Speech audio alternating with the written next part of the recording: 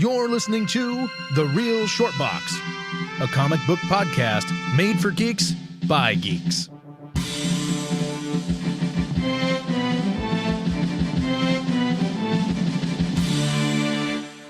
Hello, everybody, and thank you for coming out and listening to The Real Short Box. My name is, as always, Donald. And I'm Darren. And I'm Dr. Kevin. Dr. Kevin, all right. And we are here going to speak the truth about independent comic book villains. Now, I know, Darren, you had a particular thing you wanted to mention about this. Oh, absolutely. You know, I had things to do this week. Granted, I don't want to get into grave detail, as why would anybody care what I have to do this week? But know that I spent 3 days, significant parts of my days, doing research from this list. Because, first of all, do you know how hard it is to find quality, independent comic supervillains to begin with, one? And two, to narrow it down to 10 even harder. Yep. You took 3 days. Donald only took 3 minutes. That's very strange. 3 minutes. Same amount of time I took with your wife. Ha ha! I'm not married, sir. Who's that lady then? You just had to drop her off down the street. Oh, God. Oh, boy, you're in trouble now. Someone's going to beat your ass. Oh, shit. Oh, that's a different kind of independent. Uh-oh.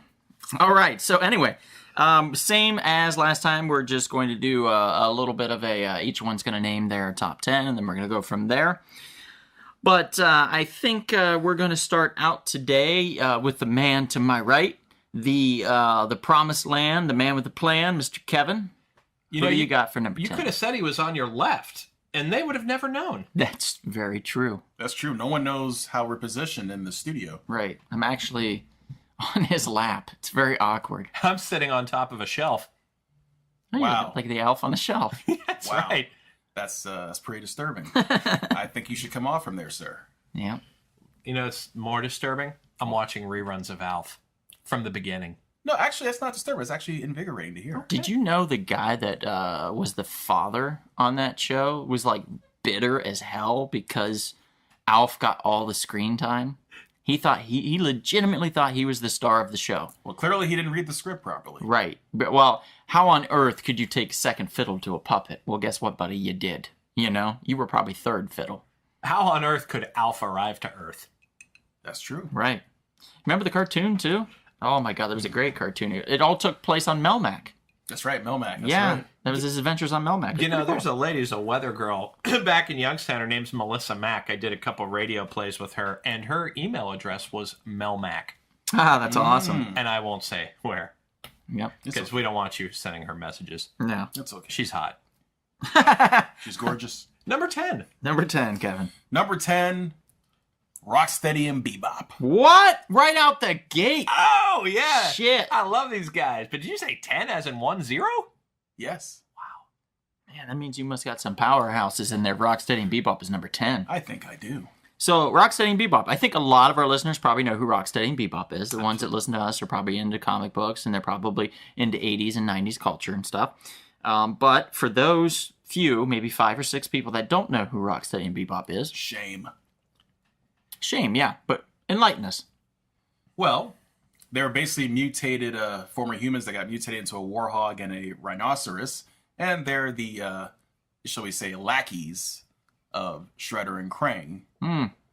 Well, that name sounds familiar. They Both kind those of names. remind me of like a motorcycle chain gang. Yeah, the or way punk they're rockers. to Yeah, a the way degree. they're dressed. Yeah, I would say that they were probably like the 80s kids that were out spray painting on the street and then like selling drugs or something. And then they're like, hey, we got an idea. You come in here and we can make some money. You know, this guy, the Shredder, he says, you know, yeah, like that, you know. And Got then some work for us. Right. And then he's like, drink this mutagen. And they're like, all right, yeah, we'll drink it, whatever. You know, and they drink it and then boom, they're rhinos and warhogs. See, now I came up on the cartoon, but I know you guys were the comics and the cartoon at the same time. Do you feel like the cartoon Bebop and Rocksteady are similar, if not the same as the comic book version? Okay, I can quickly answer this. Exactly the same. And the Okay. reason why is because Rocksteady and Bebop was created for the cartoon and did not appear in the comic books until, I think it was Ninja Turtles #1, the miniseries. I think it was #1, I believe, right? It might have been. I think it was issue #1, had the first appearance of Rocksteady and Bebop in comic book form. So, yeah, well, I think pretty much the same.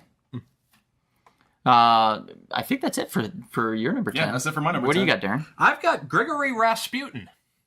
Rasputin, yes. Hellboy. The heavyweight from Hellboy. Yeah. I would say Rasputin is probably the one villain that shaped that comic more than any other villain. It's obviously, this is Dark Horse. Hellboy Seed of Destruction, 1994 was his debut. He's immortal, which I normally don't give you a lot of points for that, but he's an expert in black magic and the occult. Now, I personally find that stuff a little freaky, but it's also intriguing very much at the same time.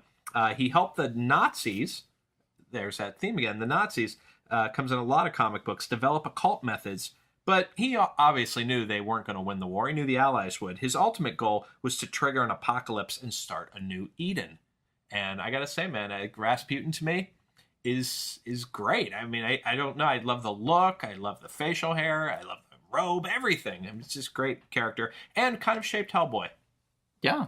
Yeah, if it wasn't for him, the Hellboy wouldn't have been brought forth into the realm of man, so to speak. Absolutely. So that's a really solid choice, really good choice. I like that one. Me, I'm gonna go with I'm feeling a little sunny, a little beach-like. I'm gonna go with a Malibu comic villain. And we're going with Rune. Now, Rune was a different kind of character. Some would call him an anti-hero. Some would call him, a villain. Some would just call him weird. But Barry Windsor Smith created this character for Malibu Comics. Rune was a human-like alien in the Ultraverse until he acquired the Star Stones. Those are magical artifacts which made him virtually immortal, but cursed him with a monstrous form and a vampiric thirst for blood. Ages ago, he found himself stranded on Earth and has been both worshipped as a god and reviled as a demon throughout history. Now, Rune is noted not for just drinking blood, but eating the entirety of his victims, such as one of the power beings created in the 1993 first issue of the Strangers series, also from Malibu Comics. His powers had led him to predict the incident, so he laid in wait and planned so he could kidnap and consume one of the passengers. He derives his power from the Star Stones, which he wears around his neck. They absorb the souls and life force of his victims, and he uses them to power various feats of magic. He has vampire-like abilities, including bat-like wings allowing him to fly. He has great strength, speed, and durability, and is nearly impossible to kill, even by decapitation. Ooh. How about that? Isn't that crazy? So Rune was just like this really cool, crazy-looking goblin-like vampire creature that flew around the Ultraverse, gobbling up souls and in people's powers and stuff. He was a power vampire, so to speak. So I thought that was a really cool idea for a comic book universe to have this guy just going around doing that.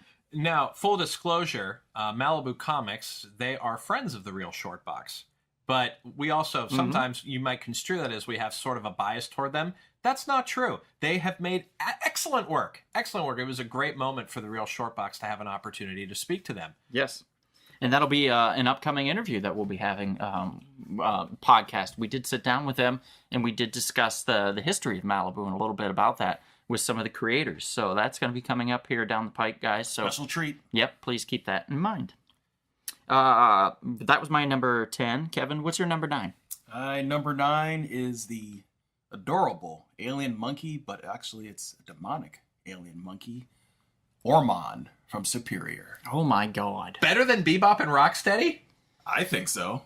Creepier, definitely. Creepier. Yes, so of that course. would give him an edge there, I guess. But yeah, I remember that. He's like in a spacesuit, right? Yeah, he's in a spacesuit. Creepy fucking monkey in a spacesuit. Yeah, when you first see him, you think, oh, look at that adorable little monkey, and he's talking, he basically, when you see him at first, you think he's like this genie, basically. He grants this young man who's in a wheelchair suffering from multiple sclerosis superpowers, briefly, as Superior. Kind of like a Superman type figure or Shazam type figure. But he finds out later it comes at a price. His soul. I mean, seriously, where else other than comic books has the monkey gotten this kind of opportunity in pop culture? That's true. That's true. I mean, what do we got? We got, there was Hit Monkey. Detective Chimp was another one. Gorilla Grodd. Gorilla Grodd was another one. Kongorilla was another one. You just keep going on and on and on with marsupials and Chimps. with chimps and all that. And if you remember we talked last week, Zot, he had to deal with the Devos with the de-evolution gun. They were monkeys. Mm-hmm. Yeah. Well, we have to give credit. You know, they are apparently our relatives. These chimps, Yeah. and like, so you got to give them some credit for intelligence. So they say. So apparently we share. Like, We're lizard people, let's be honest. You're a believer in a David Icke theory of reptilians and ruling the world, and Maybe. I mean, dinosaurs roam the earth. they were Yeah. Shit. okay They probably had cars and stuff back in the day, huh? when the earth was flat. Well, they had the wheel. Yes, I'm starting to hear that the Earth might actually be flat. Yeah, how about that? That's a very interesting, bizarre theory, but okay. I saw a meme the other day where they're like, all the people that believe the earth is round and flat, well, guess what? And then they showed this image of a square earth. It's like, it's so stupid. I mean, haven't you fallen off the edge of the earth? I mean, come on now, I have. Hey, you show me that Metaphorically. edge. You show me that edge. Hey, I'll believe it. All right. Yep. All right, Darren, yours? My number 9 is The Adversary from Vertigo Comics. This would be it was from the comic Fables, number 40, October 2005. And who is the adversary revealed to eventually be? Geppetto. Geppetto, as in like the one Oh. who created Pinocchio? Yes, Wow. the exact one. It was interesting. What was so great in this series is the adversary basically is the entire series. This comic book cannot exist without the adversary. Because the adversary, of course, is the person who, conquered the homeland of the Fables and forced them to flee into, quote, the mundane world. And because of that, the whole comic story with him is basically getting back into your homeland. And we eventually find out after many, many issues that it is Geppetto. And you would figure they'd handle this in a corny way, but they handled it in an awesome way. I mean, they kept that he, of course, is a master woodcarver, but also a sorcerer and the unquestioned leader of this empire. So he was also carving children still, making about 20 per year, I think was the best estimate that they came up with. So, like, the adversary to me, aside from the fact that the storyline was built perfectly, I mean, Geppetto, who would have thought Geppetto would be a great supervillain? Not me. I thought Geppetto was just a humble man. I'm sure you did. I didn't know he was that evil, so this is just as bad as the monkey. But open up Fables. That's true, they are dark. That's true. And just so you guys know, the independent villains, to be honest, you can have a lot of independent heroes that are awesome, but the problem is that a lot of creators kind of stumble when it comes to the villain side of independent comics. And sometimes a lot of independent comics don't even have villains. So what we had to do is expand a little bit, and we allow going within like Epic Comics, which is Marvel, if somebody wanted to do that, or Vertigo, which is DC Comics, if somebody wanted to do that, because it does still celebrate the spirit of independent comics, and they are created, they give a more diverse creativity level to them. So we just kind of fudged it a little bit on that, but the essence is there, for sure. With that, I'm going to go to my number 9. 9? Really? Yeah. My Yeah. number 9 already? Okay, here we go. My number 9. Guess what, guys? Guess what? Guess what? More cowbell. AKA more Malibu comic villains. We're going with Lord Pumpkin. Yes. Love it. Lord Pumpkin. That's one of your favorites, isn't it, Kevin? It is. Yeah. Lord Pumpkin is a fictional character, of course. He was created by Malibu Comics. He was developed by Dan Danko, Steve Gerber, Aaron Lopresti, and a few others here. He originated in one of the many realms existing within the God Wheel, which is a cosmic artifact of tremendous size.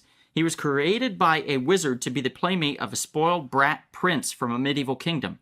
However, the prince, who liked to torture animals amongst other disturbing things, found great pleasure in tormenting his new toy, frequently burning him or chopping him up with an axe. The creature finally rebelled, slew the prince, and overthrew the kingdom, guys. Isn't that amazing? Now hungry for new worlds to conquer, the being now calling himself Lord Pumpkin sets his sights on the Ultraverse's Earth. He felt the great number of superhumans or Ultras would prove to be an entertaining challenge. Now, Lord Pumpkin's reign over his kingdom would be cut down when he was destroyed by a force of invading knights due to the intervention of a being calling himself Mr. Mischief. Lord Pumpkin and the one surviving knight, Ariel, both traveled to Earth. Pumpkin was now a frightened, abused creature which manifested out a garbage dump and has been sold to a circus. He was now the fall man in a clown fire rescue scene. His only friend was a circus boy named Kenny, also abused. Mr. Mischief appeared again with a strange candle which altered Pumpkin, as Kenny called him. Lord Pumpkin awoke and waited for the next routine. The dog he was supposed to jump with, he hurled to its death, and the various abusive members of the circus were killed or tortured. Ariel manifested also and managed to seemingly kill the creature. Lord Pumpkin convinced Kenny to eat one of his seeds. Kenny would later morph then into Lord Pumpkin by eating a pumpkin seed. Now, isn't that crazy? His powers is magic-based, usually embodies in a scarecrow-like body, of course, with a pumpkin-carved head like a jack-o'-lantern. Inside his head is a candle whose ever-lit flame is often mistaken to be his life force. He can use his breath as a blast of fire from his mouth. He's an extremely skilled sorcerer and is also nearly immortal. Even if his body is totally destroyed, seeds from his pumpkin head are capable of growing a new body for him, sometimes by taking over the transforming the body of another living being. Now, that to me is pretty awesome. It's a very complex villain. I mean, geez, oh man. I mean, there's just so many interesting things, and very few of them are that pet peeve of ours, immortal, impenetrable, all that. There's just really cool ideas. You know, I just love when somebody can put some perspective that's very fresh on a supervillain. Now, I know this. There's a big argument for Malibu Comics, the fact that, Prime was basically just, Shazam, or Prototype was just basically Iron Man, that kind of stuff. But they did have some legitimately good ideas in here and some really smart things that they created. I mean, of course, I always love Hardcase and those guys. So they've had some fails, some missteps, but they've had some home runs. And hey, they gave us Men in Black. Yes, they did. They did give us Men in Black. They gave us a lot of good stuff. Anyway, Kevin, you're number 8. My number 8 is the protector of Lucille, the leader of the Saviors. Oh my God. We all know who this is. The man who bashed poor Glenn's face into oblivion. Negan. From The Walking Dead. Oh, he's hot stuff right about now. Oh, yes. Played by a wonderful actor. Played by Jeffrey Dean Morgan. Absolutely, a wonderful actor. Very wonderful actor. Supernatural, what? He's the best. That's right. And he was in, Watchmen? Watchmen. He was the comedian. Yeah, he was great in that. By the way, I'm gonna say something that might be a little controversial, and I don't know if I've said it before. I know what you're gonna say, but say it. I'm gonna say, that Watchmen Zack Snyder movie was damn good.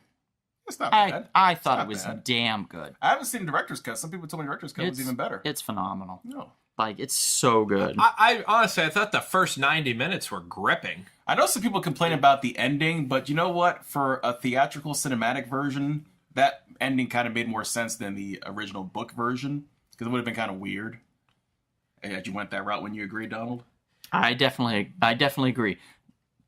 The ending that they devised for the movie was very clever, very, very clever, and perfect for the movie.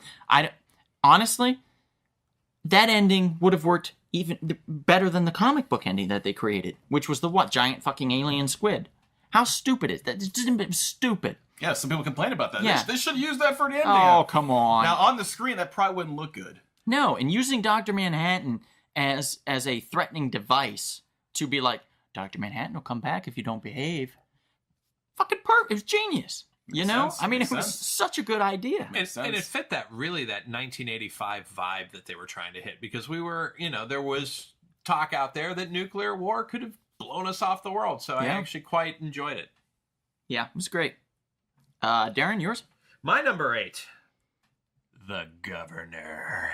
Well. Walking Dead number 27, leader of Woodbury, Georgia. Some dark stuff with the Governor. He is a person that executes large groups. What a guy. With impunity. Yeah. only takes in lone survivors. Interesting, and has been known to kill many in Rick Grimes' group. Now, I suspect that the governor might return on some future lists here, so I'm not going to get too far into detail. But I will say right now that just the eye patch, the vibe, and one of those characters on the show that I think they really got it right with the comic book. Like that character, I love what he does on that show. It's just so fascinating to me. Yep. Governor was great. So great. He's my number 8. Oh, outstanding. Yep. Basically, his real name is Brian Blake, and he is a son of a bitch. I know those that only have watched the television series are going to be surprised to find out he did rape Michonne. He took advantage of her sexually. He did cut off Rick Grimes' left hand. He did some other things, but we might mention him again, so I'll leave it at that. But he's a total piece of shit. He is what Negan always hoped he could be, to be honest. I think Robert Kirkman blew his load with the governor because he's the most vile human being that they have yet to create in the Walking Dead series. See, the governor's hardcore, man.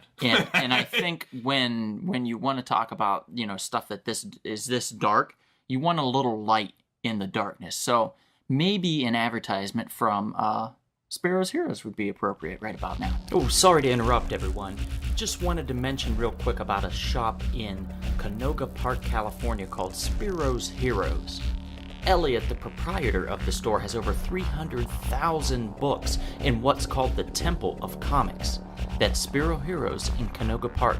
SparrowsHeroes.com. Wow, what an advertisement. I mean, man, you'd think you'd heard it before. And aren't you guys there pretty much every weekend at this point? Most of the time, yeah.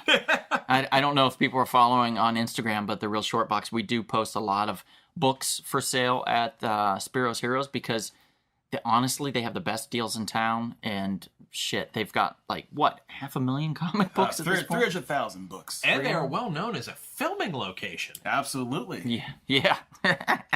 For the Blue Beetle Ted Kord Returns, my web series I have on YouTube and the website rumblespoon.com. There you go. Yep. If you have a chance, you're in LA, visit Sparrow's Heroes, for it is truly the Temple of Comics. Kevin, who's your number 7? Oh, I think I'm going to throw a little curveball at you.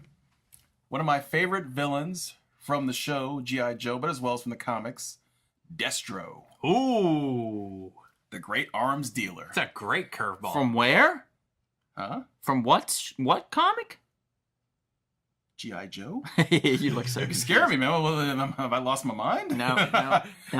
I mean, Cobra Commander's right-hand man, or some days I would say is equal, because, he didn't put up with Cobra Commander's crap, but basically, Destro was always an awesome character, especially that metal mask that he would wear. It would the way it was fit on his face. He can move, you can still see the emotions on his face. But it was really cool. And of course, he had the lovely Baroness by his side as well. I mean, as time goes on, I think some people have forgotten G.I. Joe. It's extremely underrated. G.I. Joe has an outstanding universe in it. Mm-hmm. And despite the fact there have been 2 bad films that have come out, one of which I worked on. Which one? It was the first one, Rise of the Cobra, and I was watching in real time just how it was just not going to work out. And I think, though, that we forget is because of that, this is actually a great series that has just been done very bad justice. In fact, that first film was shelved and picked off during the writer's strike, so they couldn't even do rewrites on it. So this thing needed rewrites so bad, and I just hope that they can come back with a G.I. Joe that's actually very worthy of a release. I know I can write a good G.I. Joe movie. We've written it. Believe it. We wrote it over drinks one night. Yeah, we did, actually. I wrote one in the bathroom once. Oh, wow. On the wall in the stall. Do I get to make out with CoverGirl? Why not Lady J? Well, CoverGirl is... No, even better, Zorana. I'll take the Baroness any day of the week. Absolutely.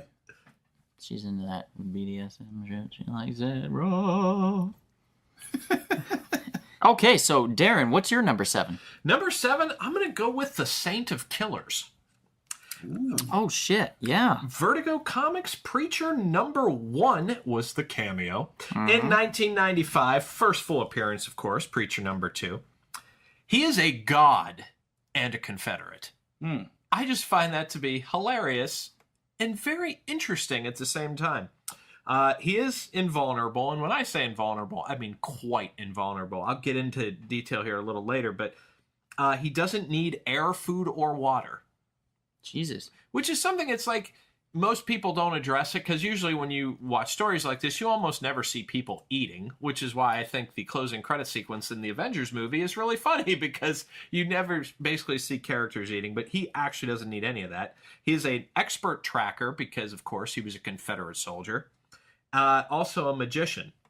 And part of the reason that, he is essentially invulnerable is because he was a complete a-hole while he was alive, and he deservingly went to hell for it. He was inspired by a combination of Lee Marvin and Clint Eastwood. Also kind of funny, they were in a movie together called Paint Your Wagon that everyone wants to forget. Yeah. I think this is one of my things that gave me that moment where I'm like, this guy is on a whole nother level. He actually killed the devil. That's crazy. He shot him with a gun and killed the devil. That was one special gun. And Preacher, to me, is Spoiler alert for those watching the television series. And the thing that's interesting about Preacher, to me, is Preacher is kind of a bizarre, sort of off-the-wall comic book series. But to me, Saint of Killers is the perfect villain for Preacher. Can't go wrong there. Yeah, absolutely. That's a really good number 7. You're smart, Darren. Well, thank you so much. This is 3 days worth, I have a number 7. Judge Death. Ooh. He's a leader of the Dark Judges, a sinister group of undead law enforcers from the alternate dimension of Dead World, where all life has been declared a crime, since only the living commit crimes. Interesting. How That's freaking unique. cool is that? Oh, He's also an arch enemy to Judge Dredd, of course. The full story is basically his journey from being a boy named Sidney Death. So, Death, let's be real here. The son of a sadistic traveling dentist, to his incarnation as a creature of pure evil, is recounted in Judge Dredd magazine series, Young Death. Basically, a sadist thrilled by inflicting pain, Sidney would soon go on to murder 3 bullies from his school. He joined the judges in order to be able to kill people legally, gaining the nickname Judge Death for his hardline stance on executing all lawbreakers. Oof. Psychopathic and obsessive Judge shortly afterwards encounters the witches Phobia and Nausea, the Sisters of Death, who he saw as a means to achieve his vision of total justice, the complete extermination of all life. He reasoned that since all crime is committed by the living, life itself is a crime, hence the monster's catchphrase, the crime is life, the sentence is death. The one thing I love about Judge Dredd, there's no subtlety at all to a Judge Dredd story. Straight to the point. None. Straight to the point. And By I'll the tell way, you, yeah, go ahead. him and the Punisher, you think would be a good team up? I don't know if I think they have done that. Oh, yeah? Oh, they have? I think so. That's good. I know they did Makes Judge sense. Dredd and Batman. And I'm I know pretty that. sure they did Judge Dredd and the Punisher. That'd be- I'm pretty sure, but I'm not 100%. Now, that would have been something to see. Those two in a bar just Yeah, it was like having a talk. One of those 3-part series or something, like they would do crossover type stuff between Dark Horse. Because then they did Batman versus the Predator. I have that. Batman versus Aliens, and then they did Superman versus Aliens, Superman versus the Predator, stuff like that. They just kept coming up with these ideas because Dark Horse is like, we need money. Mr. I am the law. I am the law. Poor Dark Horse, though. Let's talk about that. No Star Wars. Disney is a fucking dickhead. Sorry. I mean, They did a good job with the Star Wars comics. Disney bought, Dark Horse did a great job with the Star Wars comics. So what did Disney do? They bought Marvel, right? And then they were like, well, since Disney was licensing the comic books to Dark Horse, well, it was actually Lucas, but then once Disney bought it, they were like, no, we're going to take that, and since we own Marvel Comics now, we're going to put it under our imprint of Marvel. They did the same thing then with Conan the Barbarian. I mean, not because they owned it, but they just got the rights, and now they have Conan the Barbarian. And now they have Fox as well, so therefore no Predator, no Aliens. Exactly. Now they're getting Fox as well, so they're taking away Predator and Aliens. Dark Horse, they are coming for you hard. Protect yourselves. find a way, please, because I'll tell you what, you guys are great. We love you, and someday we hope to interview you guys. That would be... We'll go to Oregon and interview you. We will. We'll travel. We are willing to travel. Kevin, what number are we? Numeral 6. And Seshe. who is your villain?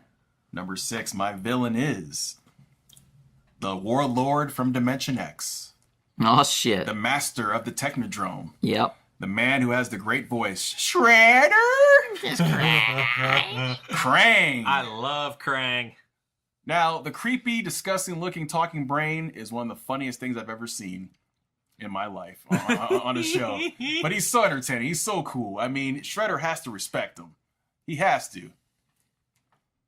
Well, I mean, yeah, that's very well put. I mean, when I saw that initially, growing up on Mad Max Beyond Thunderdome, where my mind went was Master Blaster. Master Blaster? Right out of the gate. That's right where it went. You love Krang, don't you, Donald? You have a thing for Mr. Love, Krang. love Krang. Love.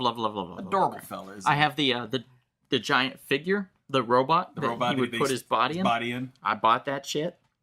I bought the little Krang with the little, thing that he would walk around with, the little robotic suit and shit. I saved up all my monies, everything I could get, like doing dishes. My parents, God bless them, they would pay me to feed my own dog. Now, it wasn't much. It was 35 cents a day to feed my own dog, but that would come out to what, like $4.25 every, 2 weeks, I think, or something like that. So I get that, and then I would get $1 every time I did dishes. Well, I wasn't able to do dishes every day because there wasn't always a bunch of dishes to do. But I tried to do them. Sometimes I would get, in 2 weeks I get $14, and then I get $4.25. Shit, I'd almost have $20. That's back then it was like $3.95 for a Ninja Turtles action figure. That was quite a few. That was 4, if not 5. Ninja Turtle action figures. And they were great action figures too. I still have them in my basement. Do you think they were inspired by MODOK in some way for the Krang character? Like a little bit? No. Not really? No, not at all. Okay. I don't think so. No. MODOK's is a completely different thing. Okay. Doesn't make sense. Okay. All right. Darren. My number 6 is the Violator. Oh, shit. Debuted Spawn number 2, May 1992. So low on your list, the Violator. Oh, man, this is a tough list. And you know what? We are absolutely people that we got to be real. All right? This is where my heart went. I'm going number 6, the Violator. Okay. Now, I will also say, being on this list is a huge reward unto itself. Demonic possession, demonic spirits, telepathy, shapeshifting, longevity, superhuman strength, blah, blah, blah, blah, blah. Doesn't look superhuman, I'll tell you that. Looks like a fat piece of crap. Who's a hell demon whose main purpose is essentially to guide hellspawns to fulfill Satan's desires. Essentially, he's cultivating evil souls on Earth for Hell's army. Now, this particular character I really enjoyed in the animated series of Spawn, and I enjoyed in the live-action movie as John Leguizamo. This character he's great. Has a really strange personality that is oddly gripping to watch. Mm-hmm. So it's just not, because, basically this stuff here, the motivations, they're not very fresh or very interesting, but the way that he goes about his business and executes, I'm a huge fan of the Violator. And every time the Violator's on screen, it eats the screen up for me. Good choice. John Leguizamo was great as the Violator. That was probably and still is, the best part of that movie. No, without a doubt. Maybe the only good part. At this point, back then it was the special effects because they looked really cool. His cape, had a life of its own and shit. If you look at it now, it is not good. Those effects did not carry over well. It's very red. No. Okay, so we're talking number 6s, yeah? Yes, we are. Okay, well, if I'm going to go with the number 6, as everyone that listens to this podcast knows, I have an affinity for Airboy comics. I love Airboy. And how can you have me mention as one of my favorite superheroes or my heroes in independent comics be Airboy if I don't mention... Airman. No. Misery. Whoa. Yes. Misery is a skull-like enrobed creature of magical origins that we don't really get to know too much about, who has an air tomb where they imprison the souls of dead pilots. So jeez. yeah, so basically Misery was constantly after Airboy for his soul and wanting to kill him and imprison him because he was the strongest soul there was. Misery was a creepy son of a bitch. I'm going to be honest, it freaked me out. Imagine Skeletor mixed with Mumra, and you would have Misery. I like that. There's not a lot more to talk about with that character. Tries to always get Airboy into the being's clutches to consume his soul, and always, of course, with the help of his airplane Birdie, is able to escape said clutches. So that is my number 6, and so that leads Kevin to your number 5. My number 5 is the Wilson Fisk / Kingpin of the Spawn series, Mr. Jason Wynn. Ooh.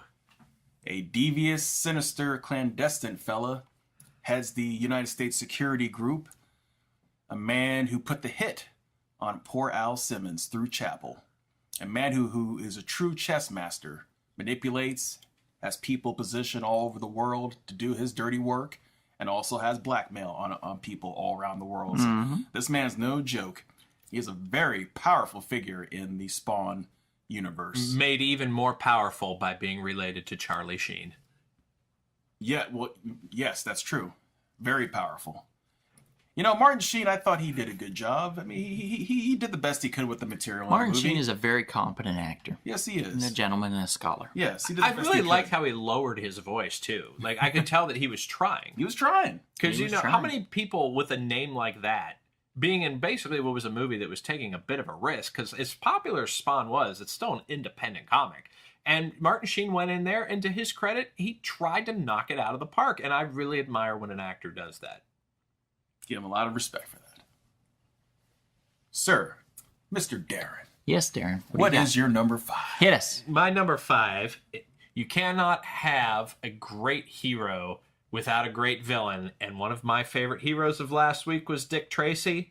So I'm going with Alphonse Big Boy Caprice. There you go. Tribune Media Services, October 11th, 1931, was his first appearance in a comic strip. He's an Al Capone-like character. Also, too, the reason that I love Big Boy so much, it's not necessarily because he has these specific quirks or anything. He is basically the leader of the crazies. This crime world, I cannot stress to you enough, the reason I love Dick Tracy is the world that it creates. You have people like 88 Keys, Mumbles, Flat Top, Itchy, Lips Manless, and they all have to go through Big Boy Caprice. And you have to be a powerful villain to have control over people like that. It sounds like short pants for, like, young adults. Big Boy Caprice. No? Yeah, you know. No? All right. I thought it was No, this funny. is one of these moments also, too. This is one of my more favorite Al Pacino performances. Yeah, he was great. Yeah. I really liked the Dick Tracy movie, actually. I thought it was very well done. Come on, it's a little ridiculous, the story itself. It's meant to be. And they had fun with it. So I enjoyed it very much. Absolutely, and you have to think it's a product of its time, and the set design that they had on that film is absolutely mind-blowing, even to this day. Right, and maybe someday we'll get Derek Armijo in here to discuss his love of the Dick Tracy movie, which he very much does love. That'd be outstanding. Right up there, I got a whole bag of Dick Tracy figures for Derek because he loves them so much. Oh, I own some of those. And I keep forgetting to give them to him. I had all those back home, and I just grabbed them, put them in a bag, and I was like, I'm going to take them to him because I don't want them. Wow. Yep. Well, I'm glad he follows this podcast. Yeah, me too. All right, so your number 5 is a big boy. Yes. My number 5 is a little-known character called Chairface Chippendale. Yes, I know, as ridiculous that sounds. Chairface Chippendale is a reoccurring antagonist in the Tick comics and actually in the 1994 cartoon series. Okay. He hasn't appeared in any of the live-action episodes of the Tick in the past incarnation and the current that is on Amazon. But not much is known about him, but he is a cunning criminal mastermind who grew up bitter and resentful about his chair-like deformity. Basically, guys, he's got a human body and he's got a chair for a head. That sucks. A wooden chair for a head. So I'm curious, if you were to break the chair, would he just that's it for him? Well, you'd be like you busted his face, so I don't know. Yeah, I guess that's it. I don't know. Chairface really does the dirty work himself. He usually employs his minions instead and uses those. He first made himself known to the Tick when he attempted to carve his name into the moon, but was thwarted in the middle of doing so, only leaving the first 3 letters of his name, C-H-A. Other known attempts of villainy from Chairface include him swapping bodies with the Tick. So go figure. But Chairface Chippendale, the reason why he's on the list, he managed to carve 3 letters of his name on the moon. That's impressive. Did Krang do that? No, he did not. Did Big Boy do that? No, he did not. No. Chairface Chippendale, he did that. That is why he is number 5 on my list. And Chairface Chippendale is the exact villain you would expect in The Tick. And I mean that as a compliment. Absolutely. I mean, this world is very bizarre. Absolutely. But it's hilarious, too. So we got my number 5. Now we're moving on to Kevin. You're number 4. Yes, we're right. getting down there. My number 4 is the creepy salesman from the series Severed. Ooh. Oh, shit. This sounds like yes. Oh, shit. I Scott remember Snyder, that remember series. Scott We Snyder's- talked remember about Scott that. Snyder's series? Oh, my God. This was back when Scott Snyder wasn't screwing up the Batman later on. Yes, sir. Like, he did some, don't get me wrong, he did some good stuff with Batman. But later on, he kind of screwed up, you're saying? But there was some shit, like, with Batman and, like, the Riddler. He did this whole thing. Oh, wait, the Jokes and Riddle thing. He did that one? No, that wasn't Oh, him. No, oh, that was oh. even worse. Oh, my God. The Riddler's had a hard time lately. That's not right. You gotta do it Between right. Snyder and King, he's had a hard time. Oh, I know, man. they got to do it right. We need Tomasi to save him, please. Tomasi, save him. Save the Riddler. Or our friend, the great writer in Rebels. Yeah. Bedard, Tony, get a hold of Tony him. Bedard. Why hasn't he gotten a hold of the Batman?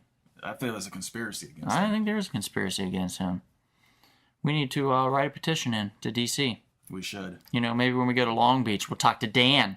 Have a nice little conversation with the man. Danny boy, the Yes. pipes, the pipes. No, the All right. conspiracy is actually very real. I watched a YouTube video of this conspiracy. There was no dialogue, just subtitles and creepy music. Oof, that's bad. Real quick, the salesman from Severed is an interesting and creepy character because you know something's up, but you just don't know what it is. Right. You know, this poor kid, Jack, he runs away from home. The salesman, he hooks up with him, goes to his house. You know, he's promising that he knows his father, who was like a fiddler player. He wants to be a fiddler player like his dad. He wants to reunite with his dad. And he just manipulates this poor kid and just sets him up. And some really unfortunate, dark things happen to this poor child. I don't want to give it away, but if I were you, this is one of Scott Snyder's best independent work. Check it out. Severed. I agree. It's great. It's a phenomenal little mini-series. It's a good bookend. It's got a beginning and an end, and it doesn't carry on any farther than it needs to. No, it doesn't. It is rather perfect and would make actually a really good movie. Absolutely. Yeah, absolutely. Darren, you're number 4. I'm going to go with Krang. We have Archie Comics, December 15th, 1987. Now, here's what I want to mention about Krang that Kevin didn't quite get into. There is a massive difference between Krang in the cartoon animated series than Krang in the comic book. And I think sometimes it can get overlooked because as much as I like Krang in the animated series, he's kind of ridiculous. But in this comic book, we're talking about someone who has destroyed entire races of people. I mean, He's a butcher.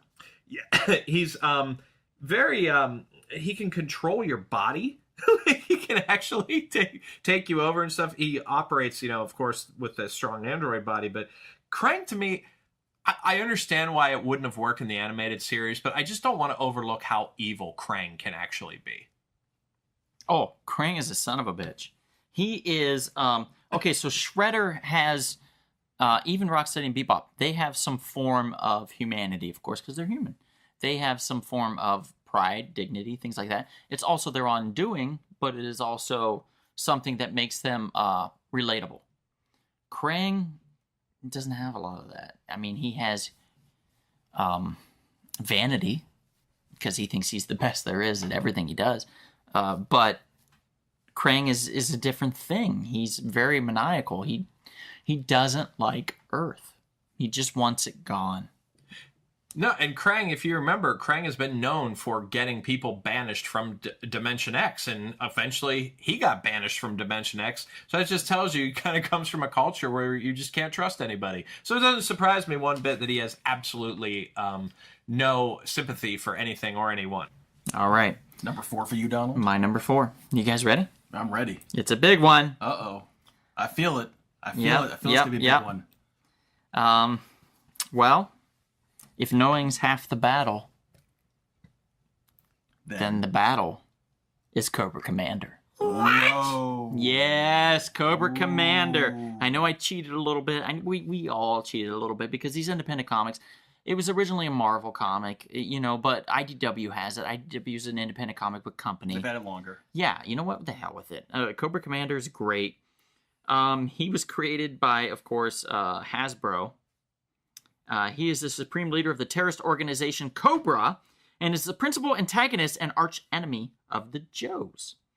Characters also featured in G.I. Joe the series and, the films Rise of Cobra. Oh, God.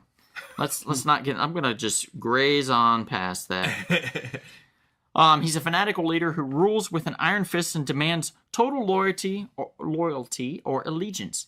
His objective is total control of the world's government, people, wealth, and resources brought about by revolution and chaos.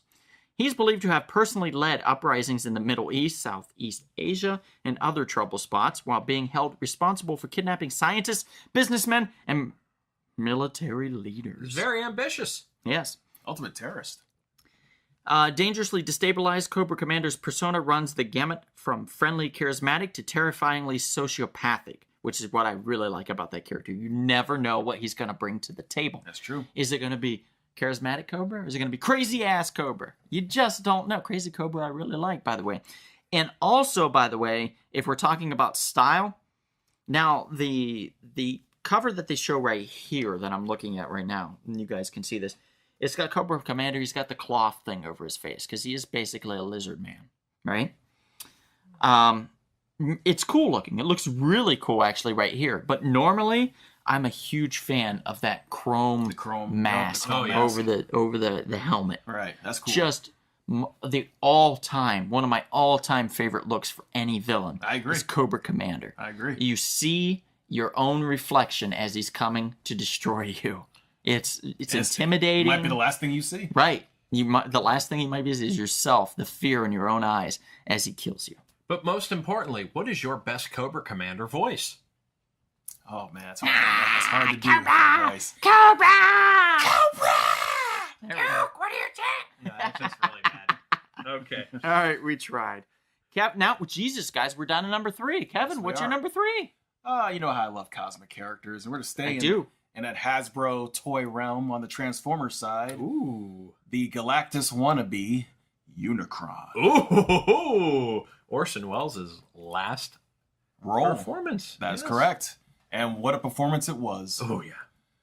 I can't think of Unicron without Orson Welles' voice. I would completely agree with you. There's no question. In fact, I am Unicron.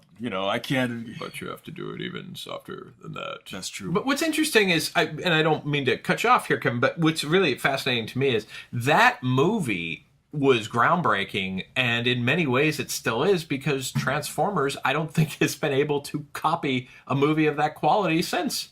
To me, that is the definitive Transformers movie. No offense to... I don't... You know what? I agree 100%. I will say that Bumblebee, if you guys haven't seen that... I have. It's a hell of a movie. It's outstanding. Very much enjoyed it. It's not a Michael Bay...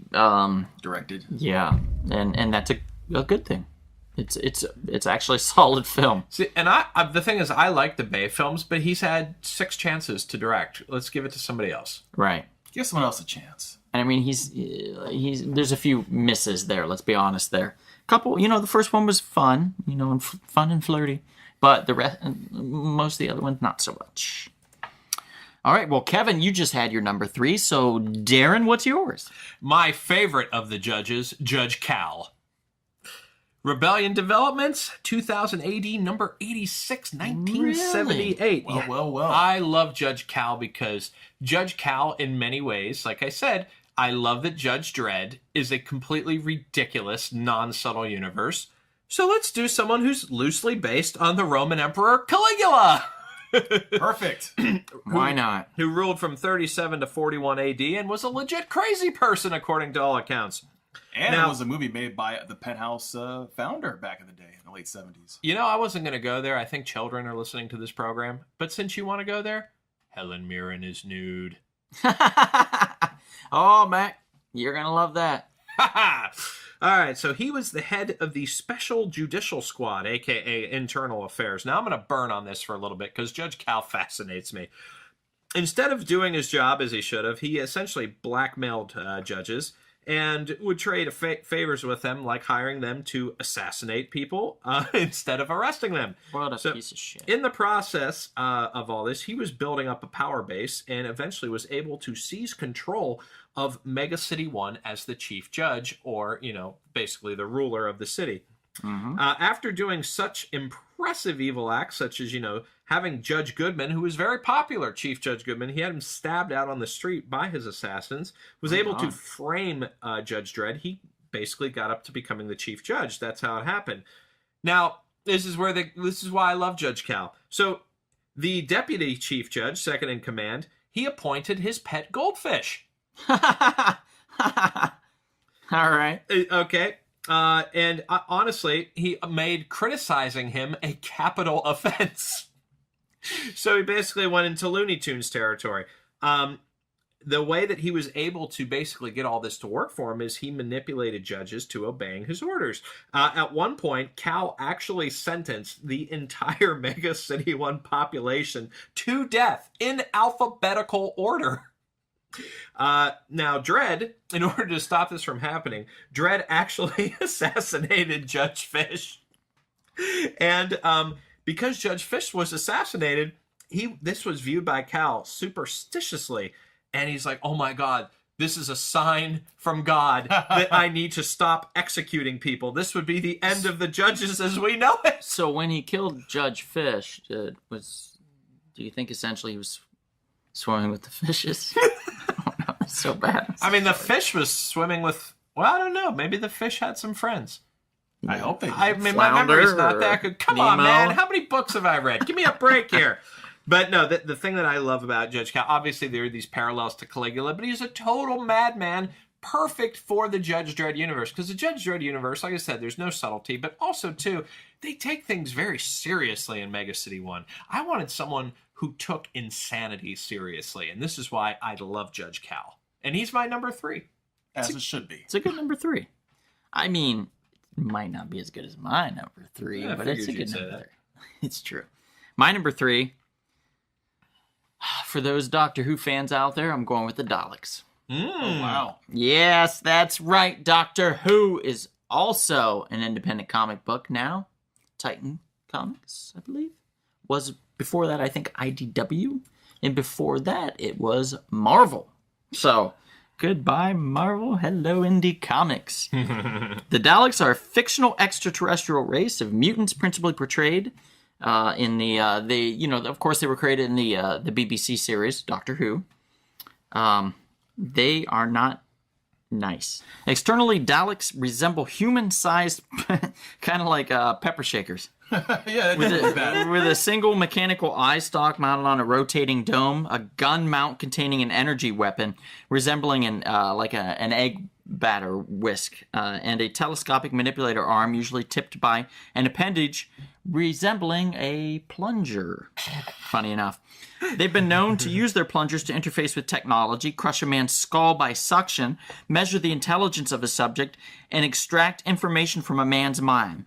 Daleks' casings are made of a bonded polycarbide material called Dalecandium by a member of the human resistance in the series.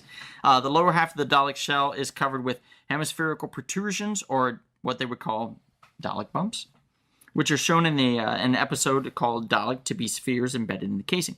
Basically, the Daleks are a species of creatures that are sworn enemies of the Time Lords, which is what Doctor Who is the last member of the Time Lords. Now, they are set to wipe out basically all of the Time Lords as well as all other species. Their directive is to exterminate. They are basically the KKK. Oh, wow. Or like the Manhunters. On a galaxy level, yeah. They are set to purify the known universe of any filth. Kind of like Nazis. Yeah, basically. Interesting. Yeah. So that's the Daleks. Anybody that loves Doctor Who, there's some great episodes of the Daleks. You can check that out. There's some great episodes with, Jesus, any of the episodes from 2005 and on, as well as the Tom Baker run, I feel had some good Dalek episodes in there as well. So if you get a chance to check those, please do. Also, the IDW Doctor Who comics were very well done, very well written, so you might want to check those out. But the Daleks are not nice. They are set on the destruction of everything except for themselves. That's not cool. No, of course it's not cool. No. And that's my number 3. Kevin, what's your number 2? My number two is the cruel, devious, but comedic horror host from back in the day, EC Comics, The Crypt Keeper. Yeah. Tales from the Crypt. Tales from the Crypt. There you go. Now, I don't know if the Crypt Keeper actually has any true powers per se, but you know, when you see the Crypt Keeper, things are not going to go very well. No. Not very well at all. And it's just an iconic character, along with the other two we call the ghoul lunatics. The Old Witch and the Vault Keeper. So everyone, you know who the Crypt Keeper is. Devious, cruel, but very funny to listen to. And that laugh that Darren just did was great. Nice. Concise. Very concise. Donald has like a poster in his room of the Crypt Keeper. No, that's actually a picture of my ex-girlfriend. Wow. You sing! Wow, man. That's going to get you sued, man. You're going to get sued. Doesn't know which one. Getting into our personal lives. I know. Out there in the listening world. All right. Is that all you got? Is that it? That's it. That's it? Jeez, all right. Well, Darren, what's yours? My number 2 is the opposite of my number 1 best hero in the independent world, and this would be Ming the Merciless. Oh, there we go. King Feature nice. Syndicate comic strip Flash Gordon, January 24th, 1934. A genius with access to wonderfully advanced technology. Rocket ships, death rays, robots. The Chicago Sun-Times once referred to him as the ultimate sci-fi tyrant. And I think that's a very, very fair label. Mm-hmm. And also, too, George Lucas admitted that Ming the Merciless heavily inspired Darth Vader and Emperor Palpatine. I could see Emperor Palpatine for sure. No, I don't know about Darth Vader, but Emperor Palpatine definitely for sure. Mm-hmm. Yeah, I mean, Ming the Merciless, to me, it's almost iconic at this point. Just the face, the robes, everything like that. I mean, you got to know where your roots are from. And Flash Gordon is from a very distant time in the comic world. Right. In the comic strips. That makes you wonder, like the Mandarin and the Yellow Claw, were they derived perhaps from Ming the Merciless? Or did they come before Ming the Merciless? I mean, to some degree. Question. Yeah. To some degree, Grigory Rasputin kind of looks like Ming the Merciless. You know, especially with the Fu Manchus and all that kind of stuff. So, but yeah, Ming the Merciless, I just don't think you can go wrong with it. And even though Max Seidel, part of the performance I like, part I didn't like, it was just very captivating because they got that look right. And you have to carry yourself as Ming the Merciless. Yep. All right, that's your number 2. Time for your number 2. Oh, my number 2. My number 2 was much higher on your list, or lower, I guess. Much lower. Higher on mine is the Violator. Ooh. Violator is the oldest and most powerful of 5 hellborn demons known as the Felbic Brothers, and his main purpose is to guide hellspawns, of course, as we talked about. Not much more to really go over than what you fleshed it out pretty good. The Violator is just an awesome kind of character. Starts out as this clown, kind of a chubby, fat, slobby clown that will initially introduce himself and then turn into the Violator, which is basically, I don't know, I guess I would say a large-faced praying mantis. More or less, yeah. I know, it's really hard to describe. Except those teeth, you know. Yeah. But it's just a really cool creation by Todd McFarlane. So my hat's off to you, sir. Hi, I'm Todd McFarlane, and I just wanted to thank you for acknowledging my character. Wait, who are you looking for again? Spawn! Yes, Spawn! But yeah, so Violator was my number 2. And then now I think we're going to move on to number 1. Annie farted green grass. Drum roll. Kevin, you're number 1. My number 1 is one of the greatest villains of all time. The great leader of the Decepticons, Megatron. Megatron! You know, this guy's no joke. From the very beginning, when I saw him as a little 5-year-old, he scared the heck out of me. Transform into that gun, would treat his soldiers, especially Starscream, like crap. Although Starscream kind of deserved it. Yeah. But you know, this guy was no joke. His voice was so just like Optimus Prime. His voice is very authoritative. The Frank Welker. Frank Welker. When he spoke, you know, everyone knew what the deal was, and he was just so hard to really beat, per se. Like really give him a true beating. Only Optimus Prime could kind of give it to him.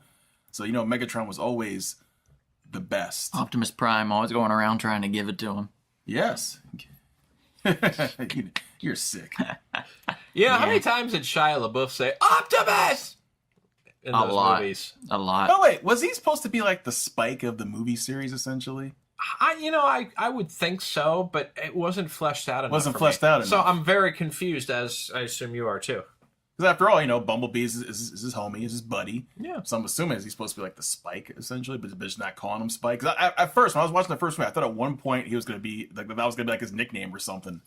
Yeah, Bumblebee's career is really taken off thanks to these movies. I just didn't view Bumblebee as high up as they do. Like, to me, it was always all about Hot Rod. You know, if you had Optimus, then you had Hot Rod or Ultra Magnus. You know, that's just kind of how I felt like it was more biased toward Hot Rod. Ironhide for me. What about Perceptor?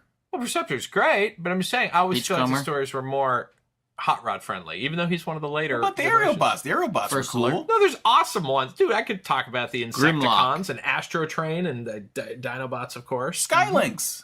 We could go on and on about this. Yeah. Like they do on every other podcast. We could just, How could you name choose Decepticons. Megatron and a Starscream, though? You should get a slap in the mouth. Are you serious? Yeah. You remember the movie? Yeah. He kicked that bitch out of the ship. Kicked him. Well, because he was in busted shape, of course he could do that. Takes advantage of a situation. That he did. But boy, did he get it afterwards. He did. He got it good. So good. All right, so that's your number 1. Yes. All right, here we go. Darren. Who's your number 1? Well, what I'm going to say for my number 1 is that, you know, you're supposed to pick your favorites, but sometimes you just have to concede that there's really only one that can be crowned this without question. And to me, it's Oroku Saki, the Shredder. I'm sorry. Mirage Studios' Teenage Mutant Ninja Turtles number 1, May 1984. Dude is just as bad as they come. I mean, I have to agree with you, sir. That is one. I mean, if you saw that in real life, some dude walking down the street dressed like that, you might go the other way. Yeah, I mean, I just can't. You know, in the independent comic world, much like, especially in DC and Marvel as well, it's really hard to break into mainstream culture. And who has broken into mainstream culture in the villain side of independent comics more than the Shredder? I mean, you can make the argument for Ming the Merciless, but I'm sorry. When Shredder made his run through Teenage Mutant Ninja Turtles, it's not even close, in my opinion. And you just have to give the homage to the Shredder. Yep. End of story. Yep. I would probably agree with you. And my number 1 is the Shredder. Of course. Kevin Eastman actually got the idea for the Shredder's armor from a large trapezoidal cheese grater, which he envisioned on a villainous character's arms. He then said, "Could you imagine a character with weapons on his arms like this?" While Peter Laird suggested the name the Shredder. Although the Shredder is often depicted as the main antagonist in the Ninja Turtles franchise, it was never the creator's intention to be the case in his original inception in Mirage Comics. Here's what Peter Laird has to say. In truth, though many TMNT fans who become fans via the first animated series see Shredder as a really important part of an ongoing, long-running battle with the Turtles, I don't think Kevin or I ever did. Yes, he was an important part of their history, and they probably would not have come into existence without his involvement in their world, or more accurately, Splinter's world.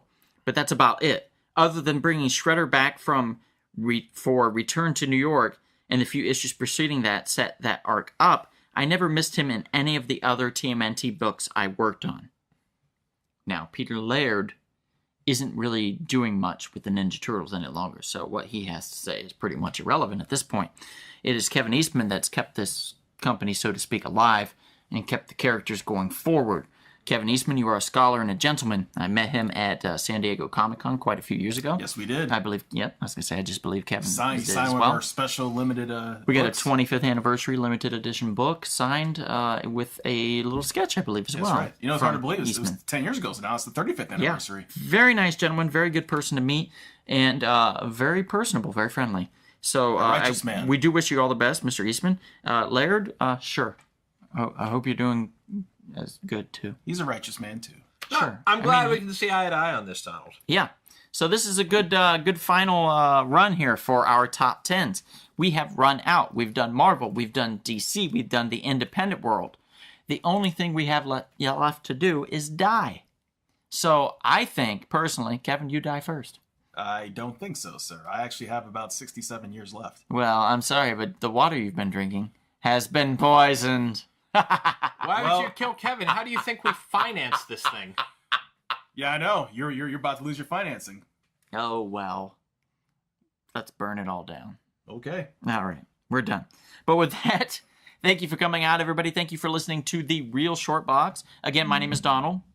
My name is Dr. Kevin. And I am Fabian X. Or, as we might say, Darren. Darren. And find us on iTunes, Instagram, YouTube. Facebook, all the fun stuff. And we'll see you At the comic shop. This has been The Real Short Box. We'll see you at the comic shop. Thanks for listening.